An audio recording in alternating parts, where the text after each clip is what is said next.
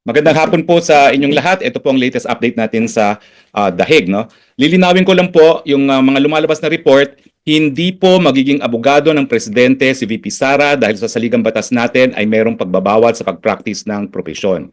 So ang kanyang karapatan po bumisita ay birang anak, no? So ulitin ko po, hindi siya papasok bilang isang abogado. Pero kanina po, alas 9 hanggang alas 10:30 ay nakapasok po at nakabisita si Executive Secretary Medialdea, former Executive Secretary Medialdea, at importante po na malaman ninyo kung anong lagay ng ating presidente. So ES, kamusta po ang naging ang ating presidente? Magandang hapon po sa inyong lahat. Okay naman siya. He's in very high spirits.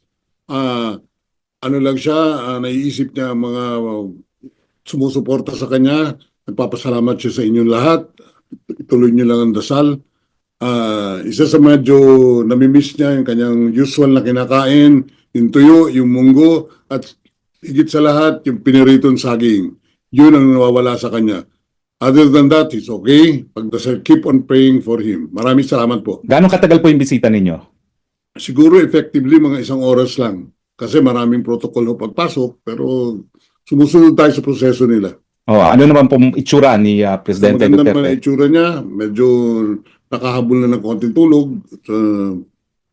Yun, okay naman. Meron ba po siyang mensahe para sa mga nagmamahal sa kanya dito sa buong mundo? Tinanong ko siya niyan, sabi niya, mahal na mahal ko kayong lahat.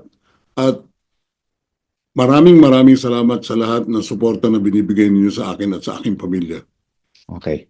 So, maraming salamat ES. Si ES po ay nagmamadali, nasa baba ng kanyang sundo. We will give you the latest update pag meron naman po. Maraming salamat po. From The Hague, Harry Roque po, your spokes. Bye-bye.